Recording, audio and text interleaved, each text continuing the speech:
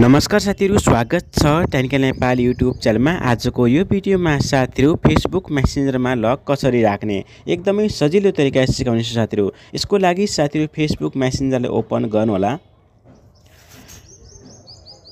त्यसपछि अलि तल यहाँ मेन्यु लेखिएको छ साथीहरु, यहाँ मेन्यु लेखेको छ, माथितिर तीनवटा लाइन पनि देखेको छ साथीहरु। यहाँ एकचोटी क्लिक गर्नु होला।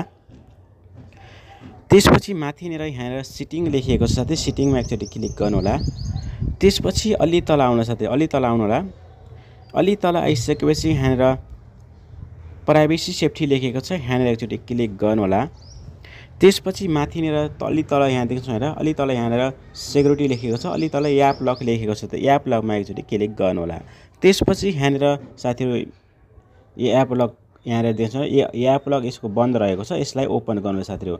यसलाई अन गरिदिनु होला, यसलाई अन गरिदिनु होला। यसरी यहाँबाट अब तपाईको फिंगरप्रिन्टबाट गर्न सक्नुहुन्छ, फेस लकबाट पनि गर्न सक्नुहुन्छ, तपाईले युज पिनबाट पनि गर्न सक्नुहुन्छ। जस्तै म युज पिन राखे,